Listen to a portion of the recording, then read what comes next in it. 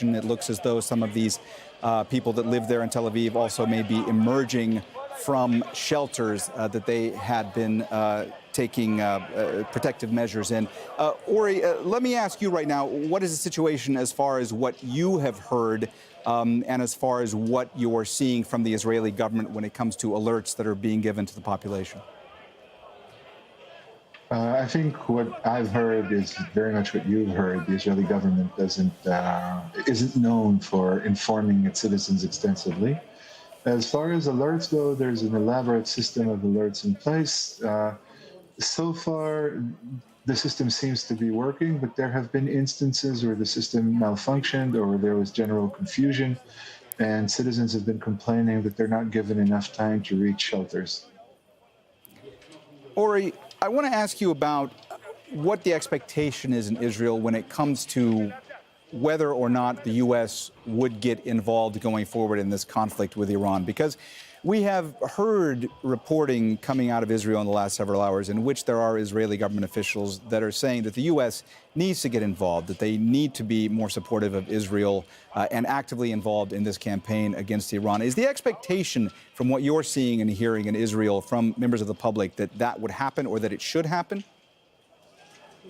Well, there's certainly a desire for the U.S. to get involved, prominently among officials whose plans that lack a clear endgame or strategy require the forceful hand of the United States, especially if the real goal is regime change. But since nobody's clear about the real goal, it's just as obvious that the United States will certainly at this stage refrain from getting involved.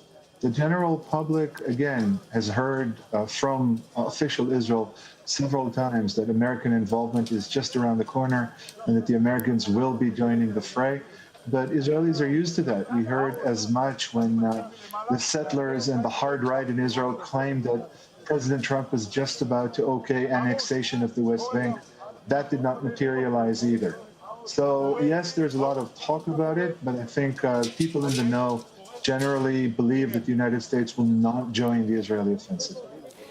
Ori, when it comes to the Israeli public, what is the expectation when it comes to the end game here?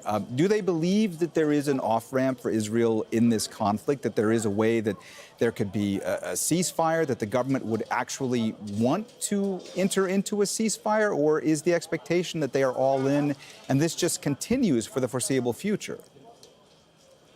I think the second option is the more prevalent one when it comes to Israel. Most Israelis believe that this will continue for certainly the foreseeable future.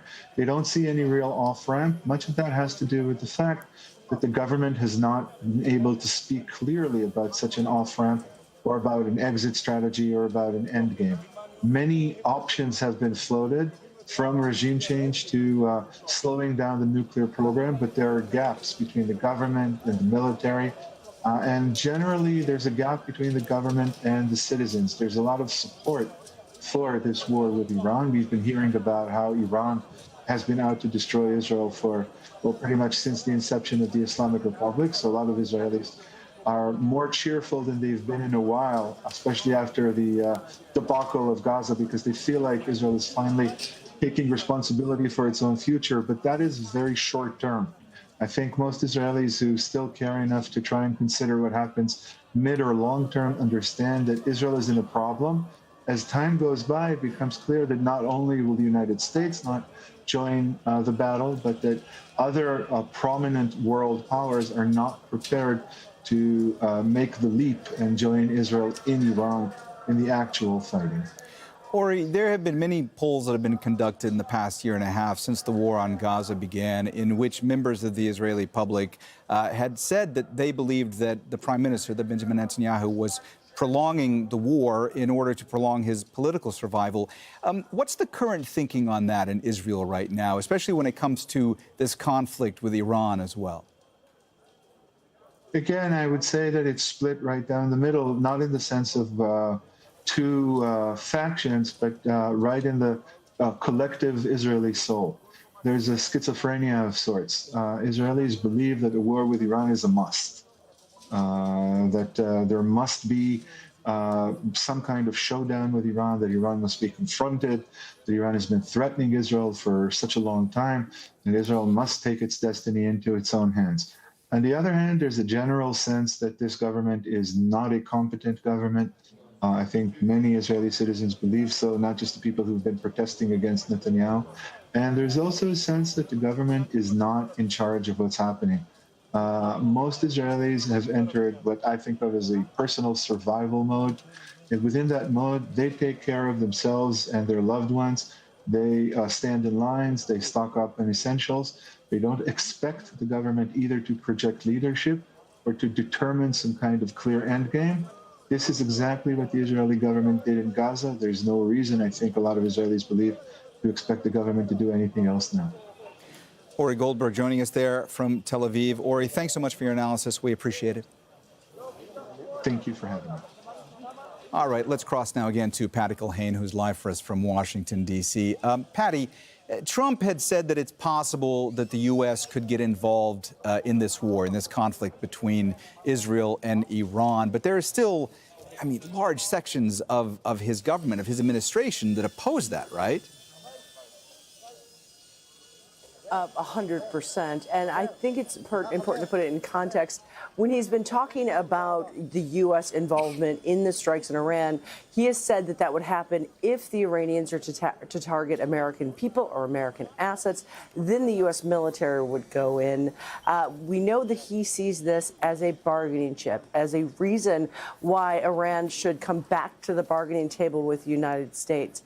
I don't know that it's clear that the Trump administration gave the green light for this. They said that they were informed, but I think you have to just put it in context of just the day before the first Israeli strikes on Iran, the president was talking to reporters, and he said, I don't want them to do that. I want diplomacy to give diplomacy a chance. It would blow up my diplomacy. Don't forget, his special envoy was supposed to talk to the Iranians today in talks in Oman about the nuclear program. So then the strikes happened, and we saw the president come out and say, I knew all along. I gave them 60 days. This happened on the 61st day.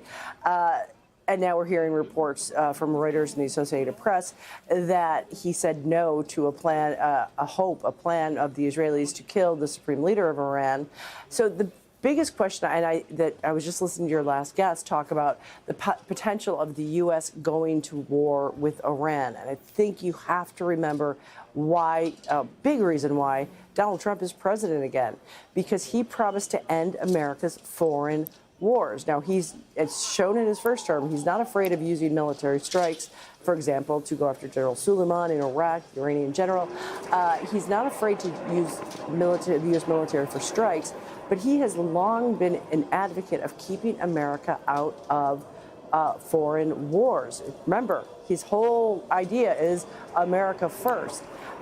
We don't believe he's the biggest fan of Israeli Prime Minister Benjamin Netanyahu. They proclaim in public to be very close friends. But don't forget, his very first visit to the region did not include a stop in Israel, which would have been unheard of with other past presidents.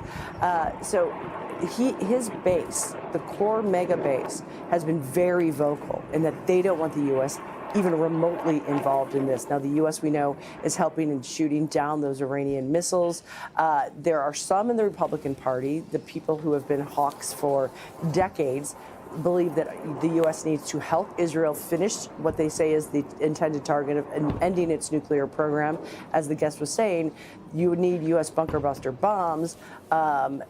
The U.S. the Trump administration has shown no inclination that they are going to do that. So I think it's a huge question, right? At the center of all of this is, where is Donald Trump going to come down on? He's been saying that he wants to see a deal made. A deal will be made. He put on social media, make the Middle East great again. The question is he going to use his leverage? And let's not forget, the U.S. has a considerable amount of leverage when it comes to Israel. So he has been sending the message that he wants to see a deal made. He wants to see a deal with Iran over its nuclear program. Let's not forget, the U.S. and the other nations had a deal with Iran's nuclear program He removed from the U.S. from that in his first term. Now he says he wants to make a second deal, thinks it can still happen. So there will be pressure on him from his traditional hawkish allies to get involved, but his instincts will say not to. And I don't know if you want to talk about gas prices, but that's going to be a big driving factor for him as well. Yeah, Patty, and with these seemingly contradictory messages from Trump and members of his administration when it comes to what the U.S. will or won't do going forward, involving this conflict, one wonders not just how this is going to impact Trump in the U.S. with his base, but also if it's going to be looming over Trump on his way to this G7 summit. I mean, what pressure might he face in order to try to leverage the U.S.'s relationship with Israel so that Israel would stop attacking Iran?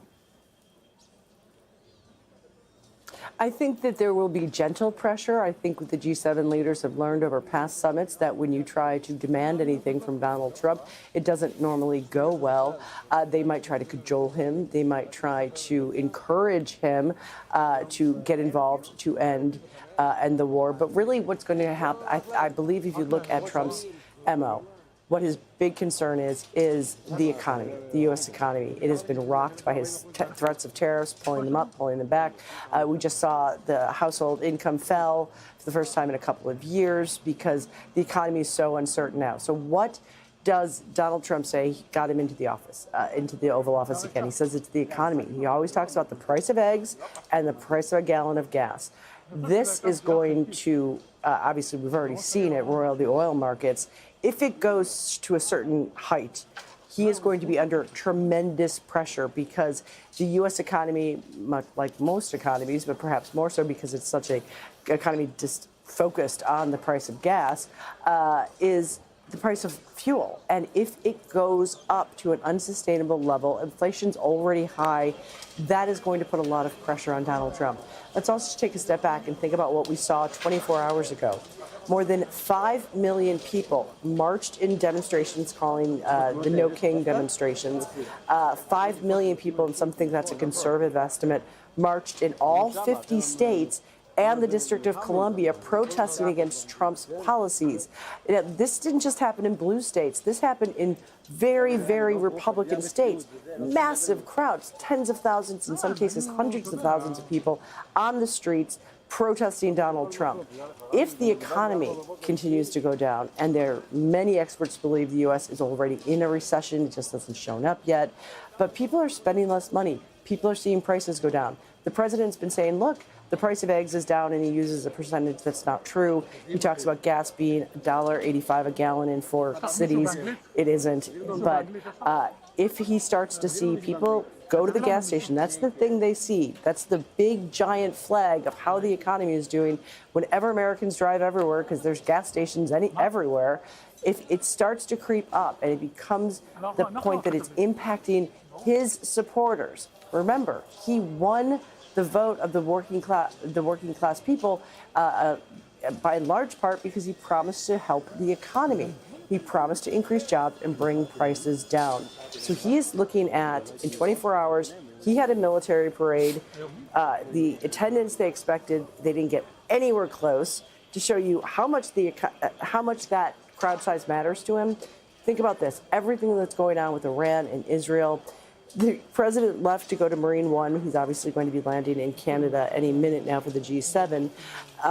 As he was leaving, he went up to reporters, and he didn't talk about Iran or Israel or the death and destruction that we're seeing played out every hour on our TV screens. He came out to complain about meteorologists. He said that meteorologists can predict weather 100 years out. They can't. But he said that the meteorologists predicted 100% rain for this U.S. military parade that went past the White House about 24 hours ago. It coincided with the 250th anniversary of the U.S. Army, but also the president's 79th birthday. He wanted a big, beautiful military parade. He got maybe 10,000 people. I was there. It was, you could see they had expected hundreds of thousands of people. You had plenty of space to move. There were giant open fields. He is being mocked relentlessly on social media with different memes and people basically making fun of the military parade because he said it would be better than Bastille Day, and it was not even close to the scale of Bastille Day.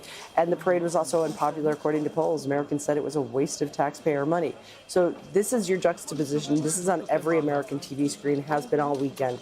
Military parade that cost taxpayer money, and was not very few people showed up, and then 5 million people protesting against Trump. If the economy tanks because the cost of fuel goes higher and higher and higher, and it will if Iran is able to close the Strait of Hormuz, he is going to be under intense pressure to tell Israel to basically call us to stop. And again, they have the leverage to do that.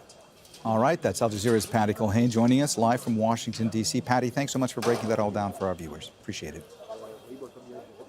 If you're just joining us, we are continuing our breaking news coverage of the Iran-Israel escalation. Iran has launched a new wave of attacks targeting cities across Israel. One strike hit an energy plant near Haifa port, sparking a large fire. The coastal city has been repeatedly targeted by Iran over the past 4 days. And in Tel Aviv, air defense systems were activated to intercept the Iranian attacks there. In fact, we're seeing live pictures there on our screen of the aftermath of that attack in Tel Aviv, where we see rescue workers helping members of the population who had been sheltering. Medics are treating the wounded while rescue teams search through the rubble. All right, let's go ahead and bring in Elijah Manier again. He's a military and political analyst. He joins us live now from Paris. Elijah, thanks for being with us again. Let me ask you about the end game in all of this. Is there an attainable political end game or military end game for Israel in this conflict? This is a very good question and a difficult one to answer because perhaps the further escalation can end the war.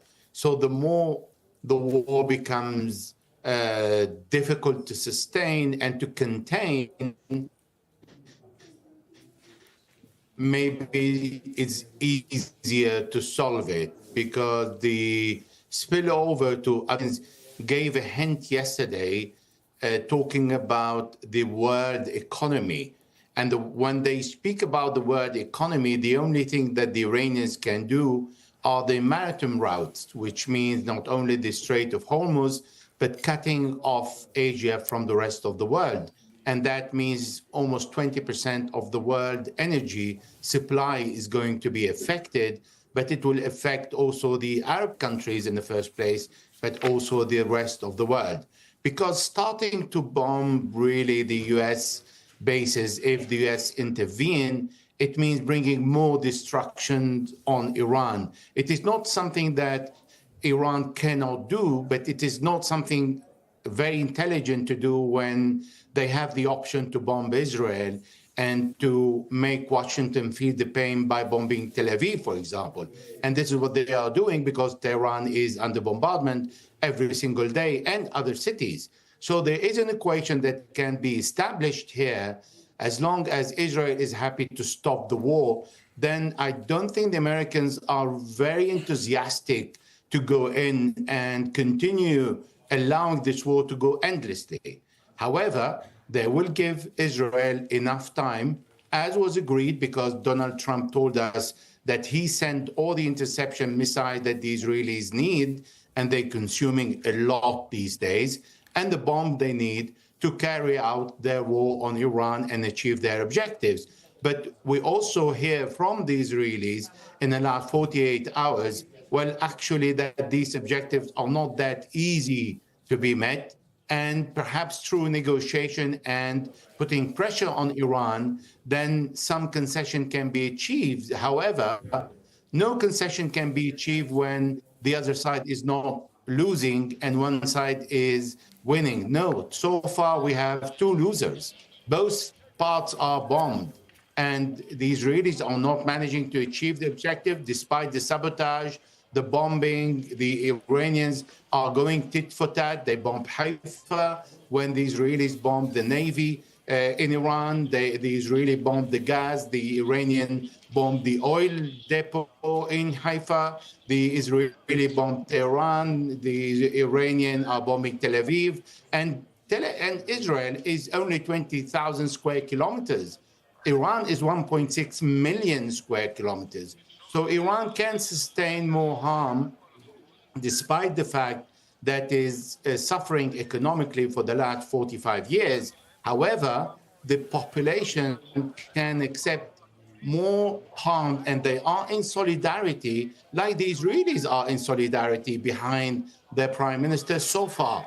So the patience of the Israeli society has not been fully consumed yet for Prime Minister Benjamin Netanyahu to accept and ask for the ceasefire, and then he needs to face his failure on the 7th of October, his failure to achieve objective in Gaza without destroying the whole strip, and then his failure in Iran that brought unprecedented destruction to Israel, and in particularly Tel Aviv, closing the airport, moving the planes to Cyprus, and closing all the businesses, spending an awful lot of money on wars for all this time. So there is a balance here needs to be struck, and there is some time to be given at least for another week before we can start speculating, well, what can be done next.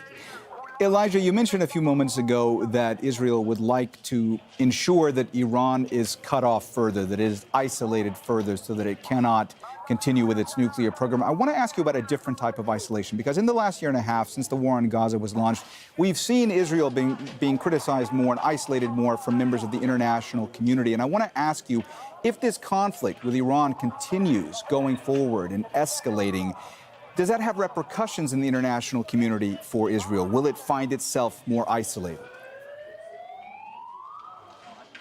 Well, Israel is already very much isolated for what it has done in Gaza and blowing up the possibility of the two-state solution. So it is really violating all international laws. The ICC issued an arrest warrant for Benjamin Netanyahu, accusing him of war crime and crimes against humanity, and all the other Israeli officials and soldiers are hunted down when they travel abroad, they're not welcome, etc. Had Iran intervened on the 7th of October, the whole world would have supported Israel in destroying Iran. But this time, Israel waged war on Iran. Now, it is true that Iran has been saying, I want to destroy Israel. Nevertheless, so far, the Israelis, throughout the decades, they've carried out operation in Iran. They have carried out assassination of nuclear scientists. They have disturbed the nuclear program. They have supported riot, as the Israelis tell us, in Iran to try and change the Islamic Republic ruling system. But Iran did not start. Yes, Iran supported all the allies that are in a kind of a war with Israel most of the time, but the one who starts the war always is Israel. The line between the right of defense and starting a war and achieving it, people will really stay away from the losers, because losers are often. Victory has many fathers. If Benjamin Netanyahu comes out as a person who failed to achieve his objectives in Gaza and in Iran, then dark political days for him, for his career, are waiting. Because for Israel to be so isolated internationally, killing so many children and women, the Palestinian cause never had such a support worldwide. People are learning more about what happened to Palestine since 1918 till 1948, and from 1948 until today, and all the Israelis war. And at the end of the day, Israel doesn't want to give an inch to the Palestinian in their land. Therefore, that created a big reaction from the world population, where leaders took a distance, even in Europe, from Benjamin Netanyahu, to the point that there are ministers in the government are on sanction list by the European states.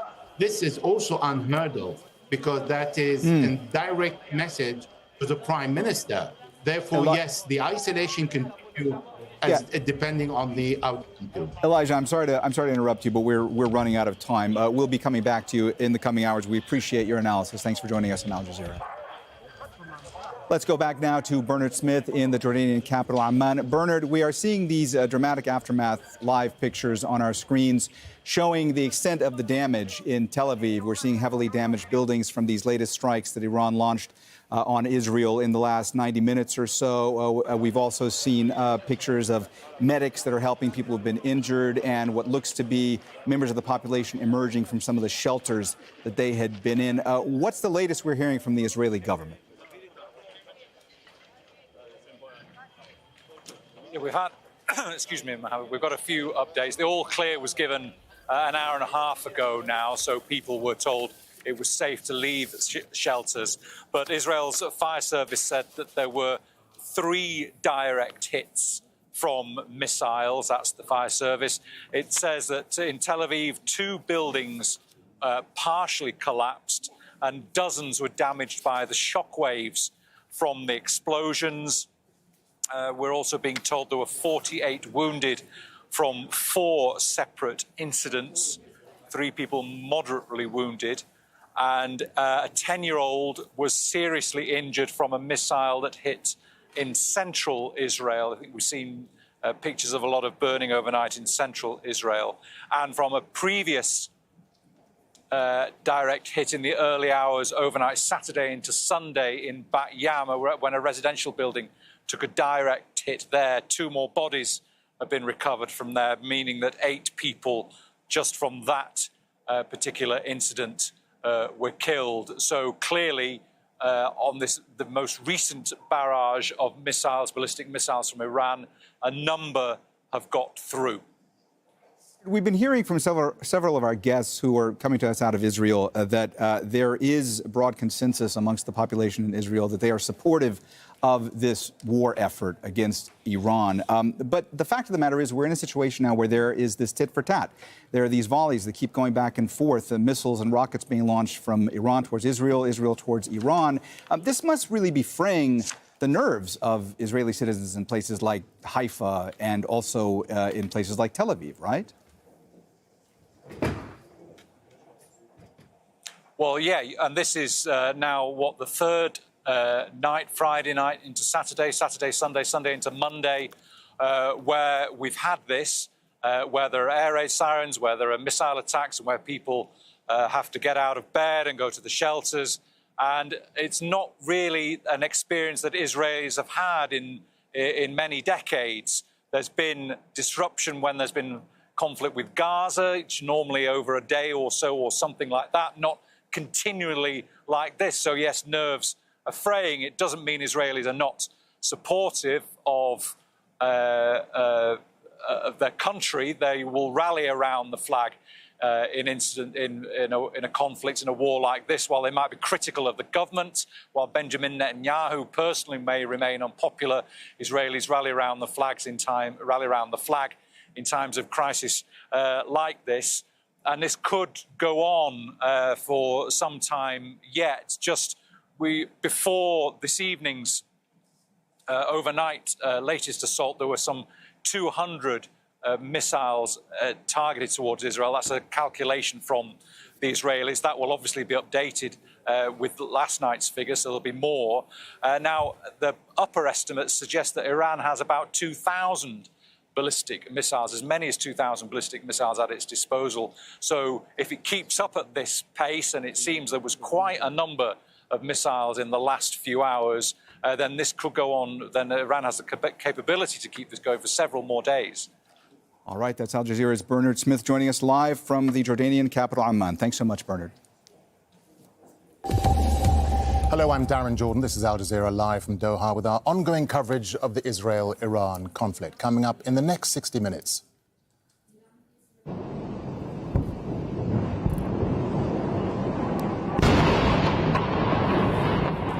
A wave of Iranian missiles across Israel. Dozens of targets are hit, including residential areas of Tel Aviv and a power plant in Haifa.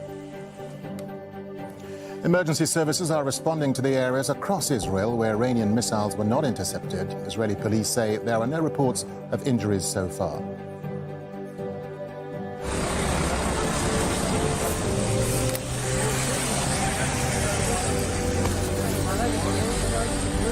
Meanwhile, Israeli attacks in Iran kill more than 224 people. Tehran says the victims include at least 70 women and children. Plus. Well, I hope there's going to be a deal. I think it's time for a deal, and we'll see what happens. President Trump says he's hopeful Israel and Iran can make a deal, but adds the U.S. will continue its support for Israel's defense.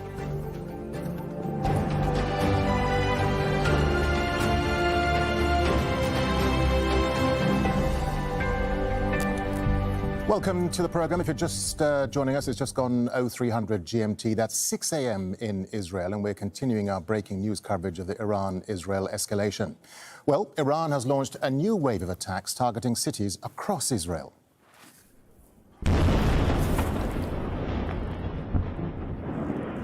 In Tel Aviv, air defense systems were used to intercept the Iranian attacks there early on Monday morning. Multiple countermeasures were activated in an attempt to stop the missiles getting through. However, some missiles evaded those air defense systems and have struck residential areas of Tel Aviv. Several apartments have been completely destroyed in one area.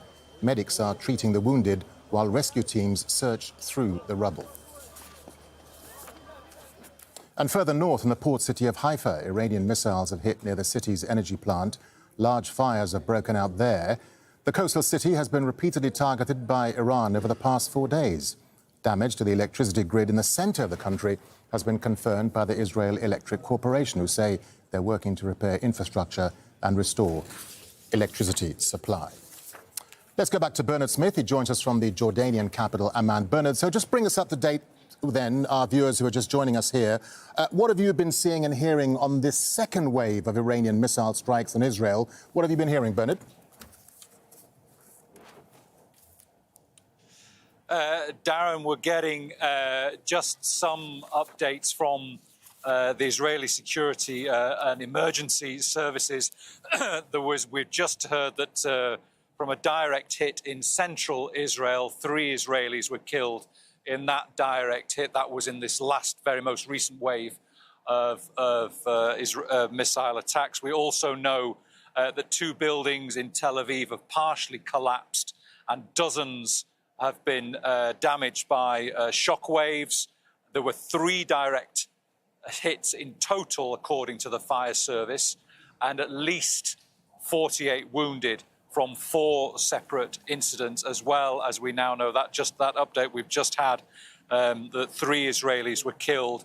And from an earlier attack, missile attack overnight, Saturday into Sunday, that hit at Bat Yam and direct hit on a residential building. 2 more bodies are being recovered from there, bringing that death toll to 8. So clearly a significant number of missiles ballistic missiles targeted at Israel from Iran in this most recent wave. The Israelis don't reveal how many missiles are intercepted and how many get through. Most are generally intercepted either by the Israeli Air Force or by the Jordanians if they fly over Jordan here, or by Israel's Iron Dome. But a small number get through. Israel doesn't reveal the numbers for strategic security reasons, but clearly from the pictures we are seeing, some are getting through, and Israel's military says the Iron Dome is not a hermetic seal, and some will get through, and you can see the level of devastation caused by just those that get through the dome. Bernard, so what are Israeli civil defense and home front officials telling the population? Have they, just to confirm, have they given the all clear now? Yes, the all clear was about an hour and a half ago. If there's any pattern emerging over the last few nights, the last 3 nights, then Iran's ballistic missile launches seem to be happening at night time. And come the dawn hours, it's over. Those missiles tend to be fired for the reasons of how the missiles work, need to be fired at night. Although there are drones also being used in some of the attacks. But yeah, the all clear has been given. They say that now rescue teams are searching through the rubble of those buildings that have been damaged. And as I say, just an update, the most recent update, that from 1 direct hit in central Israel, 3 Israelis have been killed. All right, Al Jazeera's Bernard Smith there, live for us from the Jordanian capital, Amman. Bernard, for now, thank you. Well, about an hour before all these attacks, a wave of Israeli attacks were launched at Iran. Air defense systems in Tehran were activated in response early on Monday morning local time. At least 224 people have been killed in the country so far. The Iranian Foreign Ministry is accusing Israel of targeting civilians, saying 70 women and children are among the dead. Well, let's bring in Trita Parsi. He's the Executive Vice President of the Quincy Institute for Responsible Statecraft. He joins us live from Reston in Virginia in the United States. Trita, always good to have you with us. So despite Israel assassinating Iran's top military and intelligence leaders, Iran continues to respond with missiles and drones, some of which, as we've seen with our breaking news story here, some of them are getting through Israel's air defense. What do you make of these latest Iranian strikes, Trita? Well, what appears to have happened is that the Iranians have degraded the Israeli air defense systems, and as a result, with a fewer number of missiles, they're actually getting more missiles through. I mean, there's plenty of videos on social media that shows a large number of these missiles getting through, and the insufficiency of many of these different air defense systems. And that goes from everything from the David Sling, the Iron Dome, the Arrows, even the American THAAD system.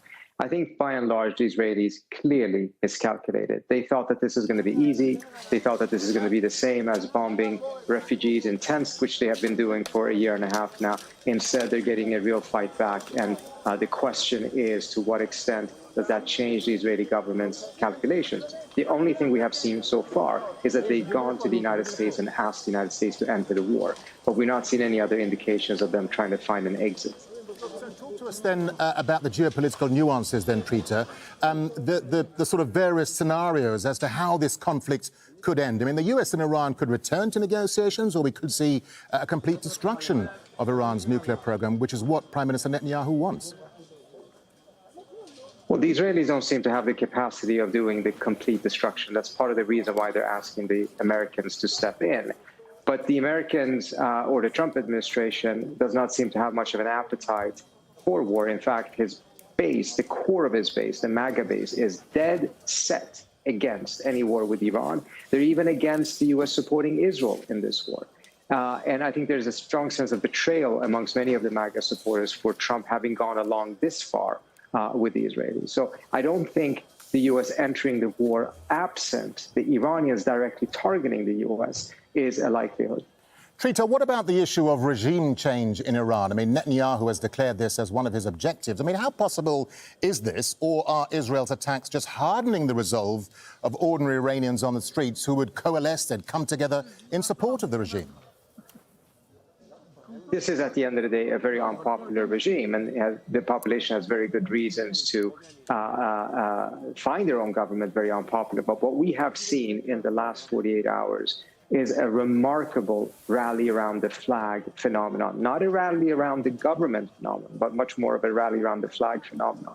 And I think that is to a large extent because the Israelis have been targeting civilian neighborhoods, killing people in apartments in their sleep at night, clearly showing very little disregard for civilian deaths. In fact, Israeli media was reporting that they had set off 5 car bombs in Tehran today.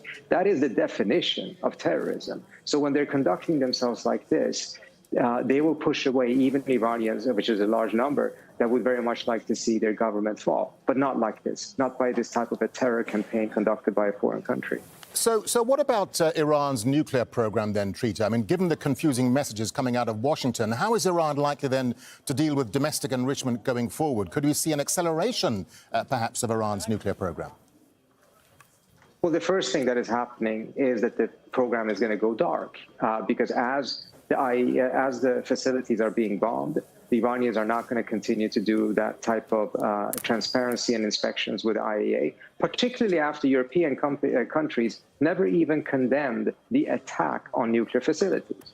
They haven't condemned anything Israel has done to begin with, but even when the Israelis are bombing nuclear facilities, which is a clear war crime, and they made a big fuss of that when the Russians were doing it in Ukraine, they said nothing about it. So under those circumstances, I'm not seeing the Iranians going back to any strong collaboration with IAEA, which means that the international community loses eyes and ears into what's happening in the program. But the other phenomenon that is happening is that this attack and the way the Iranians have suffered, I mean, we are talking about 300-400 civilians' deaths, has really dramatically increased the support for weaponization amongst the Iranian public and amongst the Iranian elite. In the past, there was no such support at all. It was very, very marginal. The support was for enrichment, for having the technology, not for building a bomb. Now the entire country's attitude has hardened. That actually makes it more difficult for the government to then negotiate and agree to a compromise with the United States, because now there's a much higher political cost for them to do so. Trita, what are you making then of this extraordinary report that President Trump vetoed this Israeli plan to assassinate Iran's supreme leader? If it's true, Trita, why do you think Trump said no? Well, based on the conversations I had with the Trump administration officials, it is true. And one of the factors here is that in order for there to be any negotiation down the road, there is a realization that one of the key blocks that prevents the Iranians from building a nuclear weapon is actually Ayatollah Khamenei himself, because of his fatwa. You hear other Iranian officials plead with him on Iranian TV to lift the fatwa. So the fatwa is actually eliminated with the death of the supreme leader. So that is one of the factors as to why the Trump administration probably did not want the Israelis to go that far. But also, when you're going after the top political leadership, then you are clearly signaling that this is a regime change war. The Israelis are even calling it a regime change war. Many of the supporters of Israel in Congress are calling it a regime change war. That is exactly the type of language that triggers Trump's MAGA base, because they're dead set against anything that looks like the Iraq invasion of 2003. Trita, just a final thought to you with the G7 summit in Canada. Do you think world leaders are likely to make any significant response to this current crisis, these ongoing strikes between Israel and Iran? I mean, many leaders have condemned Israeli actions, especially in places like Gaza, and now these attacks on Iran. Well, I mean, the condemnations against what Israel has done in Gaza is more or less non-existent. And even when it comes to what's happening here in Iran, we're not seeing strong condemnations of the Iranian response. And so bottom line is, if the G7 leaders want to see de-escalation, one thing that for certain will not bring about de-escalation is zero pressure from G7 leaders on Israel to end the war that Israel itself started. If they want to see a de-escalation, there has to be some pressure on Israel, and it has to come from Western states. Otherwise, there will be none. All right, Trita Parsi there, live for some Reston in Virginia. Trita, always good to have you with us. Let's bring in Ori Goldberg. He's an Israeli political commentator. He joins me live now from Tel Aviv. Ori, good to have you with us. You've been with us throughout the morning. For our viewers who are just joining us, Ori, just tell us about what you've been seeing and hearing in the last hour and a half or so with these latest Iranian strikes on cities like Haifa and Tel Aviv. A very serious Iranian barrage. I was sheltering with my children at our communal shelter in a suburb of Tel Aviv. We could hear interceptors, we could hear loud bangs. We still are not sure where impact was made, but definitely a major barrage that affected various scenes of various places around the country, and a general sense of fatigue among the people who shared the shelter with us. And what is the public sentiment in Israel, Ori, at the moment? I mean, many people would clearly support the government and rally around the flag in times of crisis, but is that sentiment changing in any way? Do people actually trust Netanyahu? Well, people don't necessarily trust Netanyahu personally, but they are certainly rallying around the flag. They consider this strike on Iran to be a great success, and I think the Israeli public has been looking for a success after Israel's abject, abysmal failures in Gaza over the past 2 years. There's a sense that Israel is finally stepping up, that it is doing the right thing. There's also a clear awareness of the fact that Israel has no end game, that it isn't clear how long this war will last. The messages that we're getting from Prime Minister Netanyahu and his government are to expect a long war, not to expect to know exactly what's happening, but to take it in stride and come together in this struggle. But I guess you could say that there's a schizophrenia of sorts, because on the one hand, there's great support, and I think great majority of Israelis are behind Netanyahu in this war. On the other hand, there's a sense that Netanyahu's government is not particularly competent, and perhaps more than anything, that the Israeli state is not equipped to care for its citizens, to give them a sense of what's happening. Israelis, the ones who can afford it, are shifting into personal survival mode they care for themselves, they stock up on essentials themselves, and it's each man on his own.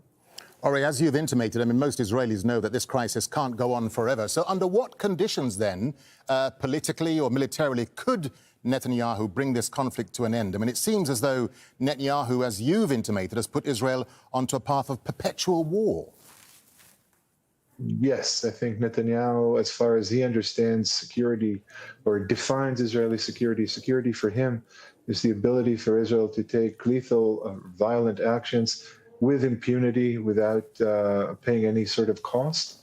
But as far as political means for getting out of this conflict, I can't say most Israelis are optimistic, because we are seeing what is still happening in Gaza, where after nearly 2 years, Netanyahu has yet to politically define an endgame or even a vision of such an endgame that will allow the Israel genocidal campaign to end.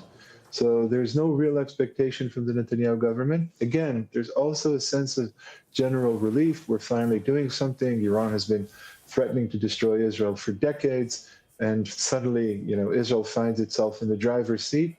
But there is really no expectation from Netanyahu to provide that kind of endgame. And as things stand, Israelis appear satisfied simply by taking the fight to the Iranians and by the dominance that Israel has established in the skies over Iran. In terms of Netanyahu's stated objectives, I mean, the main one is to eradicate Iran's nuclear program. How achievable, Ori, is that goal? I mean, as we know, many of Iran's facilities are deep underground. So do these Israeli attacks on Iranian nuclear targets really have any significant impact on those nuclear facilities, if at all? Not only is it well known in Israel that Netanyahu's statements about terminating the Iranian nuclear program are not feasible. The IDF, the Israeli military, has said this through official spokespersons. The IDF has said it wants to slow the nuclear program. It wants to take it back as long as possible, to harm it, to do anything it can to it, but obviously that it cannot destroy it for the reasons that you've stated. This is linked to the potential American participation in Israel's war with Iran. Only if America provides Israel with its bunker-busting bombs or actively joins the fight can Israel perhaps hope to terminate the Iranian nuclear program. The only problem is the Americans are not showing any sign of preparations for joining Israel in this war. Ori, just a final thought to you, because I know you've been with us all morning.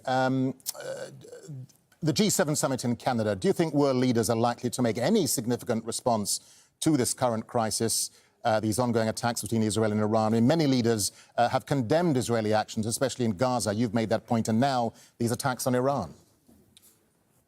I think world leaders will adopt a careful position here, but I think what they will stress, as they have been ever since this began, is that they will be willing, or they are willing, to commit to defending their national assets and their nationals, their citizens.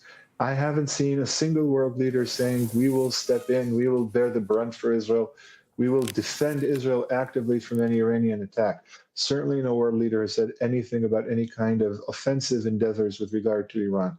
I don't think this is accidental. I think that's the tone that we'll hear coming out of the G7. Again, there are a lot of countries in the world, certainly among the members of the G7, that find Iran to be particularly irritating.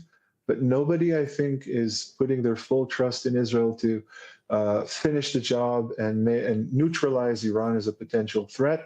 I think the distance from Israel is a fact. I think it began long before this war with Iran began. It has much to do with Israel's actions in Gaza. I think going for broke, as far as Netanyahu is concerned, was part of an attempt to force the world to forget about Gaza, to reposition Israel as the country that is fighting for the forces of goodness, as the Prime Minister himself said. I don't think he succeeded in doing that. I think this is seen as an Israeli war, and I have yet to see any kind of eagerness on the part of any significant world leader to join this war. All right, Ori Goldberg there in Tel Aviv. Ori, many thanks for your time, for staying with us throughout the morning to give us reaction on Iran's strikes there in Israel. Thank you for having me. Well, as we've been talking about, watching all this closely will be US President Donald Trump. He's just arrived in Western Canada for the G7 summit. This was in the last hour or so. Before he left, he told reporters his relationship with Israeli Prime Minister Benjamin Netanyahu remains good and said he hopes that Iran and Israel can reach a deal to de-escalate. Let's bring in Al Jazeera's Patty Culhane. She joins us live from Washington, D.C. So, Patty, as we were saying there, Trump said today he hopes Israel and Iran can make a deal. How is this latest attack by Iran, then, likely to be seen in Washington? I don't necessarily think it's going to impact President Donald Trump's way of thinking really at all. We got a very good sense of where he was at the beginning of the day here on a social media post talking about all of the international crises that he has solved without getting any credit for them. And he said Iran and Israel should make a deal. He went on to say, and they will make a deal. And in all caps, make the Middle East great again. So what's the broader context of this? Well, let's go back to the election. Donald Trump made a constant campaign promise that he was going to bring peace. He would end the war in Ukraine in 24 hours. The war in Gaza would continue with the ceasefire. It would end. He said repeatedly, none of these wars would have happened if I was still president, without explaining exactly his logic behind that. So the broader context is people are looking at him, and we're hearing from a lot of the critics saying Ukraine's still happening, Gaza's still happening, now Iran is happening. So that is the context that the president is feeling that pressure. As far as the U.S. getting involved in the war with Israel on Iran, we are hearing from some of the hawks in his party, the Republicans like Senator Lindsey Graham, that want to see the U.S. involved. He was speaking on a show, and he said, look, if we're going to end the nuclear program, the Americans need to be flying with Israel, give them the bombs they need, get done with the nuclear program. But the other side, and this is unusual within the Republican Party, this shows the change that Donald Trump has brought to the Republican Party. We're hearing a lot of right-wing commentators, especially younger commentators, saying this is not what you promised. You promised America first. You promised an end to American involvement in foreign wars. And that is a very loud voice that we're hearing from the president's own supporters. So he had said in an interview that it was possible that the U.S. could get involved. But in the broader context, he's been saying that the U.S. would get involved if Iran targets any American assets, any personnel, any people in the region, then the U.S. would respond with a lot of force. But as far as showing any indication that he wants to escalate this, or that he wants this to continue, or that the U.S. is going to get involved, he has shown absolutely no signs that that's the direction he's heading. Yeah, Patty, and as we mentioned earlier, there's this extraordinary report that Trump vetoed Netanyahu's plan to kill Iran's supreme leader. What more can you tell us, Patty? Well, I think it's important to point out this is being reported by Reuters and the Associated Press news agencies. They're citing two American sources.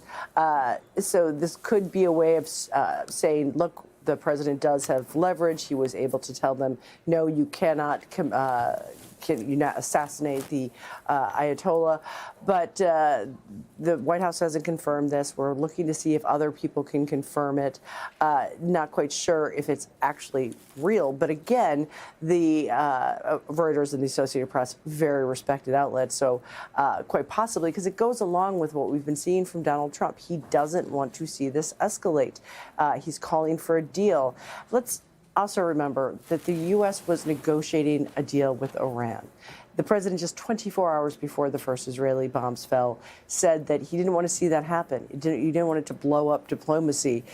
His representative was supposed to be meeting today with Iranian officials to try and come up with a nuclear deal. After all, it was Donald Trump who pulled the U.S. out of the nuclear deal that Barack Obama had signed. So he insisted that the following day, he said, Israel told us all along. He put on social media, I gave them 60 days. That was the 61st day, and seemed to be saying that he thought this attack could be used as a bargaining chip to get Iran to come back to the table. So he's not looking at this in the way I think past U.S. presidents possibly would have, as a way to end the Iranian nuclear program. But right now he is focusing on saying that a deal must be made. Patty, just a final thought to you. So Trump then on his way to the G7 in Canada. What pressure do you think he will face, if any, to convince Israel to stop attacking Iran? I think after the first term with U.S. President Donald Trump, let's not forget the picture of him with his arms crossed and Angela Merkel's pointing at him. I think world leaders have realized that to influence Trump is possibly to, he responds well to compliments and suggestions. So it'll be interesting to see if there's a united front and just how forceful that front is going to be. And world leader opinions matter to Trump, obviously, but what matters more to Donald Trump is the economy.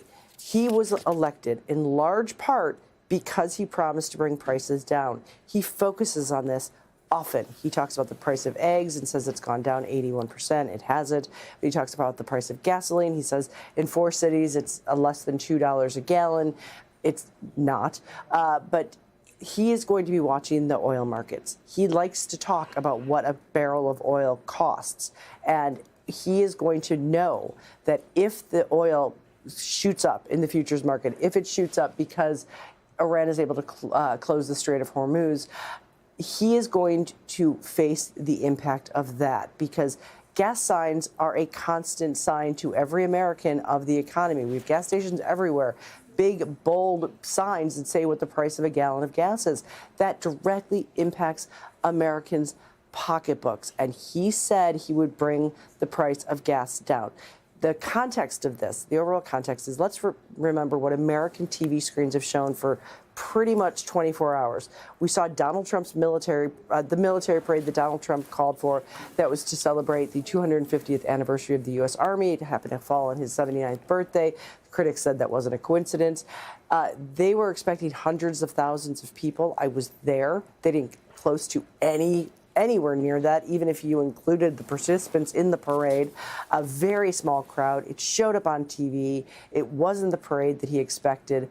The split screen to that is they estimate that 5 million people protested against Donald Trump on the same day in all 50 states and the District of Columbia, not just Democratic states, very strong Republican states. And these were not small protesters. They were talking about 100,000 people in Philadelphia, 75,000 people in Chicago, tens of thousands in Texas and Kentucky, and Virginia. So this is obviously going to be a concern for Trump because while he doesn't necessarily need to be elected again, Republicans need to in about a year and a half.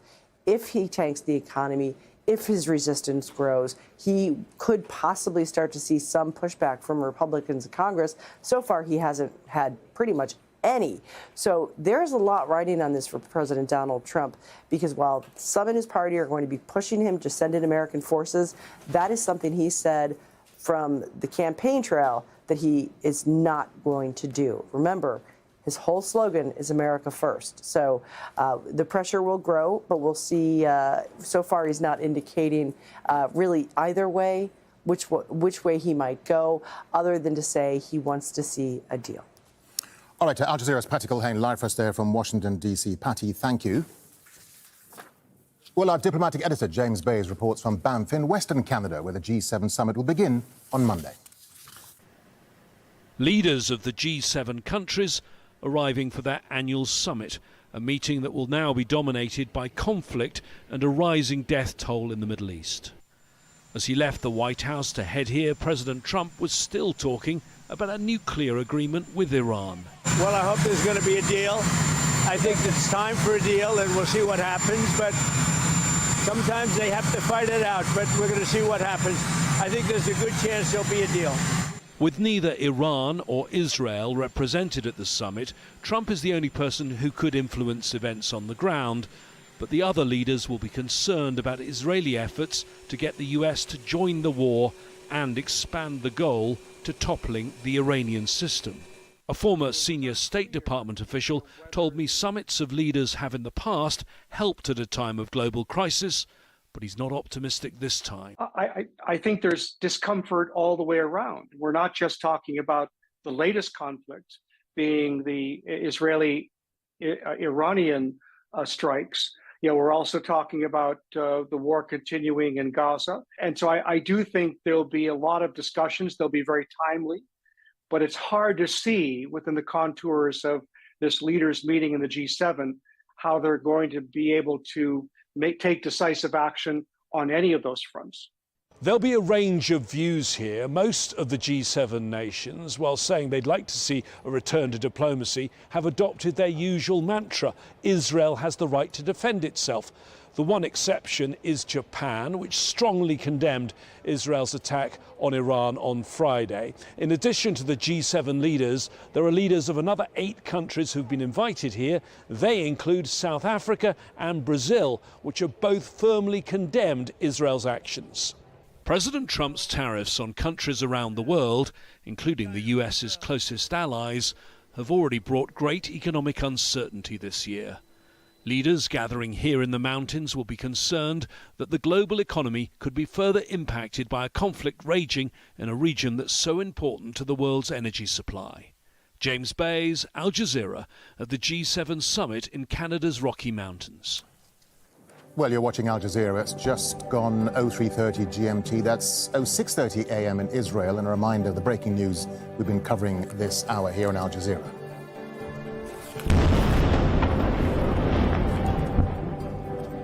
Iran has launched a new wave of attacks targeting cities across Israel. At least 3 people have been killed and many wounded. In Tel Aviv, air defense systems were used to intercept the Iranian attacks there early on Monday morning. Multiple countermeasures were activated in an attempt to stop the missiles getting through. Well, some of the projectiles evaded those countermeasures and have struck residential areas of Tel Aviv. Multiple apartments have been completely destroyed. Emergency services are still combing through the rubble.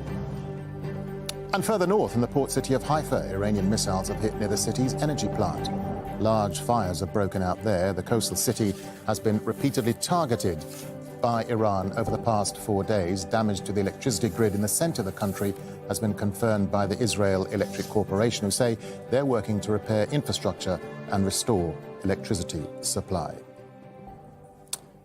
Let's bring in Ian Parmiter. He's a research scholar at the Australian National University Centre for Arab and Islamic Studies. He joins us live from Canberra. Good to have you with us. So the Israeli Prime Minister Benjamin Netanyahu says he has 2 war aims: destroying Iran's nuclear program and also regime change. How achievable are those objectives, if at all? Well, I think they're only partially achievable in a sense. And I'll just explain what I mean. The big problem with destroying the nuclear program is that he can't destroy the knowledge of the program. He can't have all the scientists who have been working on it killed. And we also know that the main nuclear facility at Fordow, which is about 100 kilometers south of Tehran, is buried deep, half a mile underneath the mountain. And that's according to the International Atomic Energy Agency. And almost certainly it can't be destroyed by the 2,000-pound American bunker buster bombs. But there could be a landslide caused, and they could block up the entrances and the ventilators. But they eventually, these could be cleared by the Iranians, and they could start the program again. The big problem with as far as the program is concerned is that after this, it's almost certain that Iran will leave the nuclear non-proliferation treaty, and we won't have any more International Atomic Energy Agency inspections. So Iran will be able to reconstitute its program at some point, and we won't have any visibility of it. The second part of your question related to the whether there could be some sort of uprising against the regime. We do know that the clerical regime is very unpopular. We've seen this through demonstrations that have occurred periodically. Okay. Most recently, the women freedom rights demonstrations that occurred, but at this stage, the regime itself still seems pretty safe and pretty solid. Yeah, so Ian. I mean, we can. Yeah, let me just jump in there, Ian, because I wanted to ask you how significant is the timing of Israel's strikes on Iran. I mean, the Israeli military and its intelligence agencies have clearly laid out a step-by-step campaign. It's multi-layered and multifaceted. Yes, I think it's fair. The timing is really relates to the fact that Iran is probably in its weakest state now as it's ever been. It no longer is able to draw on Hezbollah in Lebanon to fire missiles and rockets at Israel to support it, and it has now lost a key ally in Syria with the departure of the Assad regime. And in Gaza itself, Hamas is now unable to create a diversion for the Israelis by firing rockets there. So Iran is in a very weak state. And I think Netanyahu calculated that this was the best time for him to do it. The big question is whether he can achieve both the objectives that he set for himself. And Ian, in terms of Israel's air assets, it is extraordinary, isn't it, that Israeli warplanes can roam freely over Iranian airspace. I mean, how degraded are Iran's air defense systems? Because they were extensively attacked during Israeli strikes in April and October last year, weren't they? Yes, they were. And I think this has been very well planned for many years, I would say, by the Israeli Defense Forces. They have been able to pinpoint where the air defenses are. And one of the first acts, apart from taking out the senior military and scientific leadership, was to take out the air defense systems. And it seems that the Israeli Air Force now has free rein over the Iranian skies. But what they would now be looking for are all the launches for the ballistic missiles that Iran is using to attack the cities in Israel, and they don't appear to have got them yet. So at this stage, the war, or Iran has the ability to continue the war. But if Israel is able, eventually through its control of the skies, to take out the ballistic missile sites, the war essentially could very largely stop at that stage, because Iran would not be able to attack Israel further. But that we could be a way off, and we simply don't know how many missiles Iran has. Ian, over the last few days, and this morning was a good example, we've seen Iranian missiles and drones strike back at various targets across Israel. So even though Israel may have killed senior military, Air Force, intelligence figures, its command and control functions still seem to be operating effectively. I think that's absolutely right. We don't know about this in detail, but military logic would indicate that you actually do have sort of number twos and number threes who are able to step in with full knowledge of what the planning might be. So Iran will have planned for this sort of event. They have known that the Israelis would want to destroy their nuclear capability at some point. So they will have taken steps to be able to retaliate. As I've said, the big question is just to what extent it's able to continue retaliating in the sense of how many rockets and missiles it still has, and the extent to which the Israelis may be able to destroy the sites where these are launched from. All right, Ian Parmenter there from the Australian National University Centre for Arab and Islamic Studies. Ian, many thanks for your time and your analysis. Thank you, Ian. You're welcome. Well, let's go back to Bernard Smith in the Jordanian capital, Amman. Bernard, so we're hearing then 3 people dead, including 2 women and a man in his 70s. Just bring us up to date with what you're hearing there.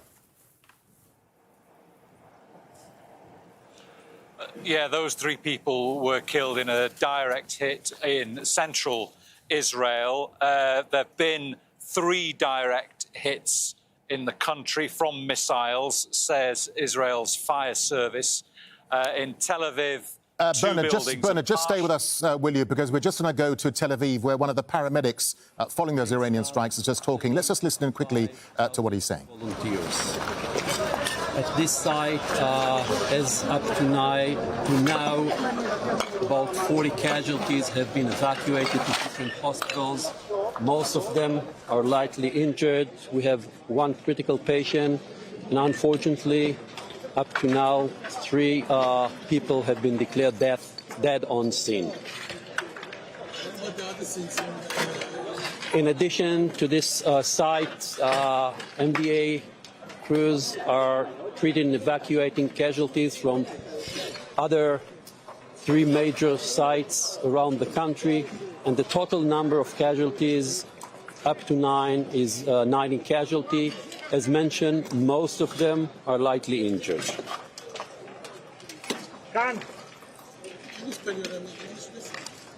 GUYCASPI. Operation Division, Magen David Adom headquarters. Just watching live pictures there of that Israeli paramedic. Just giving an update there on the casualty figures so far following those Iranian missile strikes in Tel Aviv. Let's go back to Bernard Smith in the Jordanian capital, Amman. Bernard, I don't know if you could hear him, but I think he was just recounting what we were talking about. 3 people dead, including 2 women, a man in his 70s, a number of people injured. Just remind our viewers about those casualty figures, Bernard, because they're changing all the time. So, yes. So those 3 people who were killed are from that direct hit, clearly from that direct hit in Tel Aviv. We understand, in fact, there were in Israel in the latest wave. That's overnight from Sunday into the early hours of Monday morning. There were 3 direct hits. In total, at least 50 people wounded from what are now 5 separate incidents. And we had a 10-year-old child seriously injured from a missile in central Israel. And in Tel Aviv, those pictures you're seeing from Tel Aviv, as well as 2 buildings that had partially collapsed, dozens of others were injured by shock waves. There were 2 separate waves of missile attacks on Israel overnight, Sunday into Monday. The one that seems to have caused most of the damage was the latter one, but again, also earlier, Haifa had been targeted. The port there seems to have been targeted. There's a refinery there, and it seems to have been, that part of Haifa port seems to have been a repeated target for these Iranian missiles. And as we can see, some of these missiles are getting through. The Israelis never say exactly how many get through, but prior to tonight's latest waves of missiles, they said that at least Israelis calculated at least 200 ballistic missiles have been fired from Iran.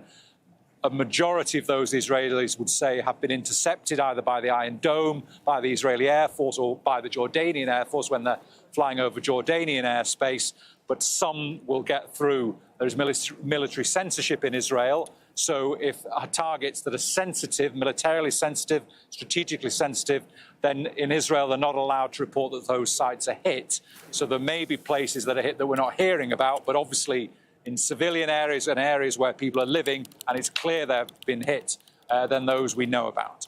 Yeah, Bernard, as we're talking to you, we're seeing first responders, emergency workers gathering at the base of a building that looks like it's been hit. There's smoke marks on the side of the building and damage. What are Israeli civil defense and home front officials telling the population? Have they officially given the all clear now, Bernard? Yes, the all clear went, I think, a couple of hours ago now. If there's any pattern that's emerged, certainly in the last couple of nights, then it seems that there have been 2 waves of Iranian missile attacks at night on both nights. The latter wave in the very early hours of the morning. It happens under cover of darkness, and then the all clear is given. Clearly, as I say, some missiles are getting through. Sirens sound in Israel when it's known that missiles are on their way. People have to pretty quickly get out of bed and get down to the shelters. You can't, but some people don't go. Some people can't get there in time. Not everywhere has a quickly accessible shelter in Israel, particularly in some of the older buildings in Tel Aviv. There are shelters for people to go to, but they're just not always right at hand. So people can get caught out when the sirens go off if they're not able quickly to get to shelter, or they don't decide not to seek shelter. Bernard, you've been telling us throughout the night and morning that there's this media blackout and military censorship over the reporting of military or sensitive targets which have been hit. How difficult is it then to get a better understanding, a clearer picture of what exactly the Iranians are targeting and hitting?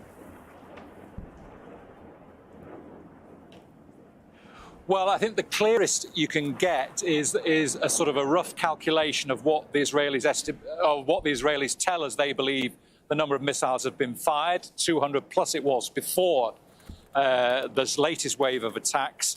And they say that 22 locations had been hit. That's from the Prime Minister's office. So you can calculate there, if 22 locations have been hit, 200 missiles have come from Iran, then you know that there's a rough number there of how many missiles might be getting through. And we know that Israel's Iron Dome defences do stop the majority of missiles, but when they're coming through, when such large numbers of missiles are coming through, and then as the Israelis themselves say, the seal is not hermetic, some missiles are going to get through. But you can get an indication just from there, from the figures that come out, just the percentage that come through. But they're obviously, these are ballistic missiles, serious, large weapons, and the individual ones can cause enormous amounts of damage, as we've seen. Bernard, just a final thought to you. Listen, so what sort of impact then is this having on Jordan, where you are, and of course the other countries sandwiched in between Iran and Israel? I mean, there's clearly an economic and financial impact to many of these countries. Yeah, these countries are Jordan, Palestine, Lebanon, Iraq are sandwiched in between Iran and Israel, and there's not a lot they can do about it. Jordan particularly suffering economically. It's start of its mid-tourist season, really, but hotels have quickly emptied, airspace has been closed and then opened and closed again. Of course, no tourists are going to travel here at this time, and Jordan's economy already struggling after the Gaza war because tourists are just put off from travelling to this part of the world. There were some tourists stranded here, and when the airspace opened again, they were able to get out. But there's little Jordan can do other than appeal for its airspace not to be used. But Jordan sits right in the middle. All right, Al Jazeera's Bernard Smith there, live for us in the Jordanian capital, Amman. Bernard, for the time being, thank you. Well, about an hour before all these attacks, a wave of Israeli strikes were launched at Iran. Air defense systems in Tehran were activated in response early on Monday morning local time. At least 224 people have reportedly been killed in Iran so far. The Iranian Foreign Ministry is accusing Israel of targeting civilians, saying 70 women and children are among the dead. Well, let's get the view from Iran now. Tawhid Asadi has more from the Iranian capital, Tehran. Escalation is the name of the game that we see as a reality on the ground as confrontations between Iran and Israel are ramping up to a next unprecedented level. Tonight, we heard from Iranians that they struck Israeli territories as a part of their retaliation, and they're saying that they are going to continue as long as the Israeli attacks on the Iranian territories continue. And the reality on the ground here in the capital and also across the country in Iran is that Israelis still continue their attacks, and we see the activation of air defense system of the country, and in particular in the capital. What we hear from the Iranian sources is that they're going to continue and they're going to provide Israelis with a stronger response in case Israelis continue with their attacks. Also, we hear from the Iranians that they have not used their full capabilities. And last but not the least, we hear from the Iranian military officials saying that they have been prepared for years of prolonged confrontation. The reality on the ground right now is showing an escalation and further confrontation between two sides. But how future could unfurl is something for which we have to wait and see what comes next. Tawhid Asadi, Al Jazeera, Tehran. Well, earlier we spoke to Elijah Manier. He's a military and political analyst. He believes the situation between Israel and Iran will only continue to escalate. I think it's going to continue escalating because we are just on the first days of the war that Israel declared on Iran. And also the Israeli officials, prime minister, the army, all warned the Israeli society that this war is going to be heavy and the price is going to be extremely high. But the society that all stands behind Benjamin Netanyahu and support the war in Iran did not expect this level of destruction, because since 1973, Israel never waged a war on a country and never been attacked in this scale in the heart of Tel Aviv. So now they are realizing what the Palestinians have been suffering, what the Lebanese have been suffering, and they see the destruction in front of them. Building in Tel Aviv, in Haifa, destroyed, fire everywhere, the properties no longer exist. The number of 8 people killed, 250 wounded in one day, that's unheard of since a very long time in Israel. So all that is not something that the society was ready for. The officials are and were, but confronting the reality is something different. Now, Benjamin Netanyahu has objectives to meet. They destroy the nuclear capability of Iran, prevent Iran from enriching uranium, destroy the missile program, and eventually, if he can, by his Operation Rising Lion, to eat his prey, which means destroy the Islamic Republic and the ruling system. Now, of course, he will scale down his objectives when he sees this kind of destruction. And we have seen Iran waking up from the first shock and surprise of day one, when Israel surprised the Iranians and killed many officers. But now we see everything back in control, and we see a very controlled bombing on different hours during the day, different waves, different kind of missiles, and the overwhelming of the limit of the Iron Dome, David Slang, and all the layer of interception missile that Israel is using, extremely costly but not infinite.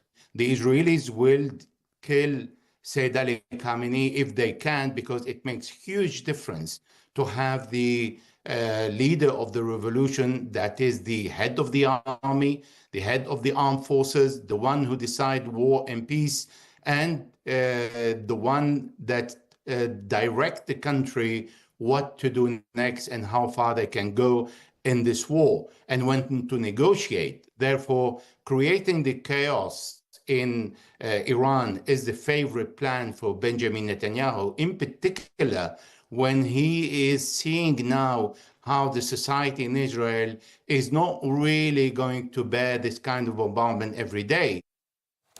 Well, Alex Vatanka is a senior fellow at the Middle East Institute. He specializes in Middle East regional security affairs with a particular focus on Iran. And he also says the conflict could easily expand across the region. The Iranians decided after Israel struck the South Pars gas facilities in the Gulf region that they're going to return the favor by hitting energy infrastructure in Israel. And that's the sort of thing that might get us to a point where things go from nuclear and military sites and assassinations to any target, essentially, including energy and economic assets being a fair game.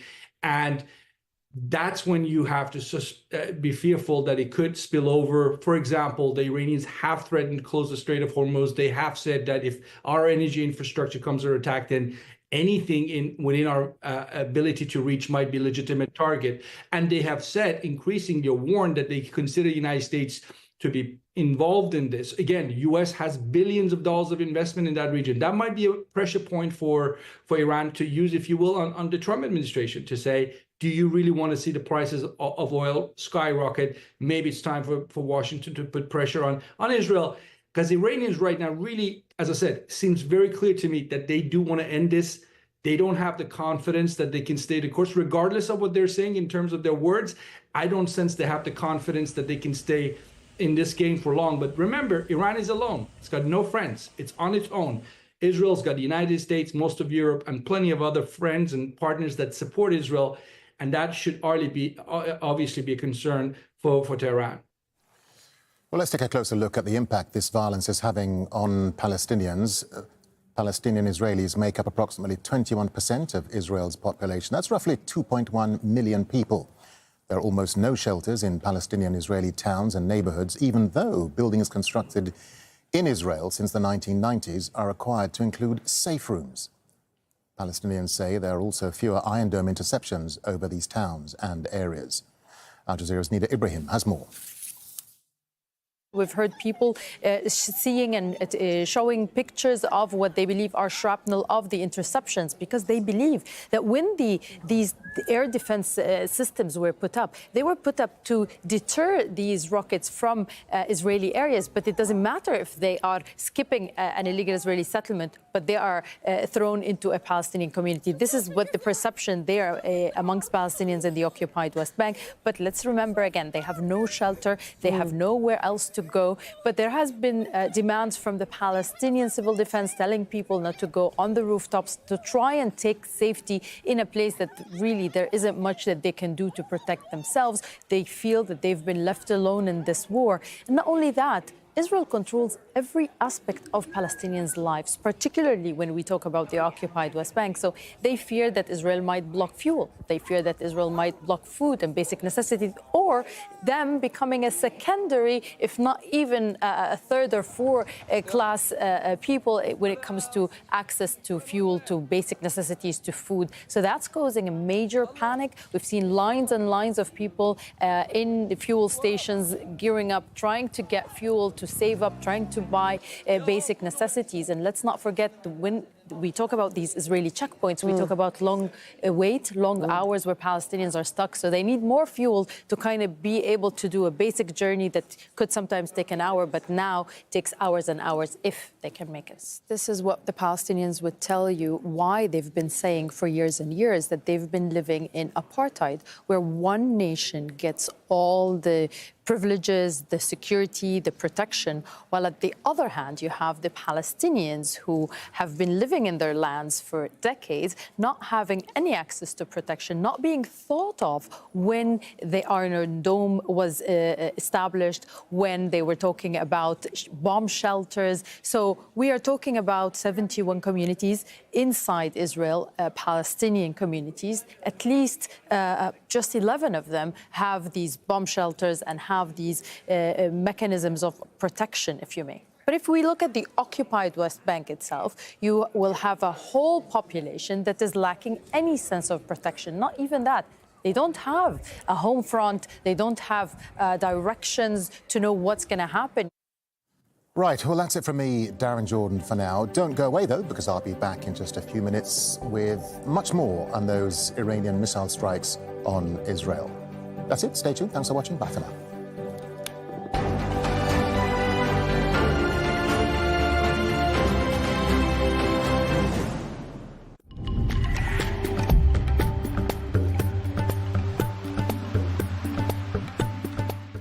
Hello, here's how it's looking across the Americas on Monday. Rain is moving around the Canadian prairies into the northern plains. This pushes into the upper Midwest, looking bad around Minnesota, right down to Iowa states, likely to catch quite a bit of rain there.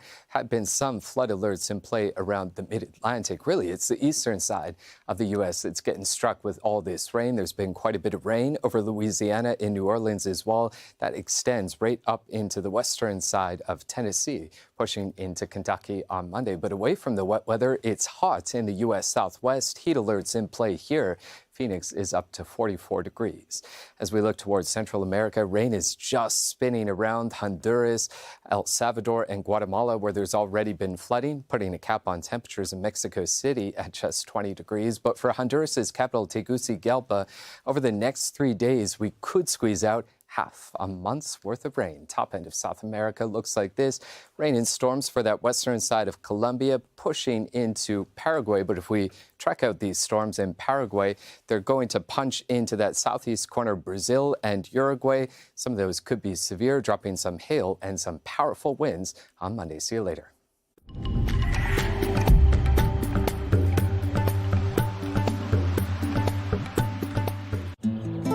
The story of a small community in one of Mexico's most dangerous states, standing up to criminal cartels and corrupt politicians. We don't want politicians anymore. They just disunite the people. In the last episode of Democracy Maybe, we explore how Cheran's elders led the fight for self-determination. At that time, thinking of the Narcos was the same as thinking of Cheran's government.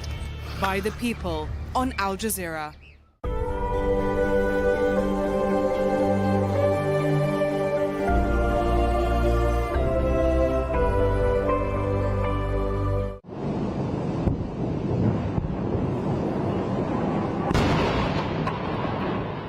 A wave of Iranian missiles across Israel. Dozens of targets are hit, including parts of Tel Aviv and a power plant in Haifa. At least 3 people are killed.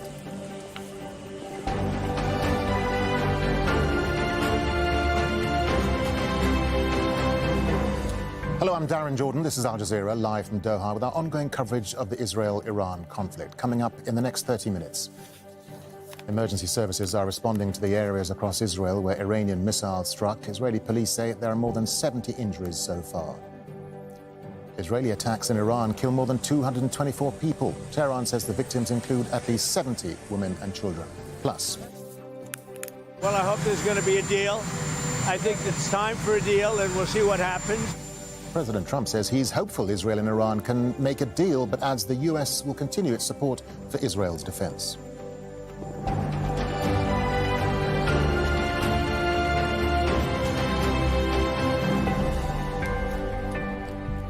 Welcome to the programme. It's just gone 0400 GMT. That's 7 a.m. in the morning in Israel. And we're continuing our breaking news coverage of the Iran-Israel escalation. At least 3 people have been killed in a new wave of Iranian attacks targeting cities across Israel.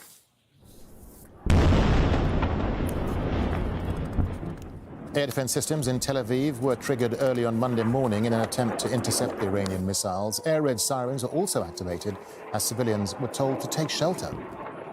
Well, some of those projectiles evaded countermeasures and have struck several buildings. Multiple apartments have been completely destroyed. Emergency services are still combing through the rubble.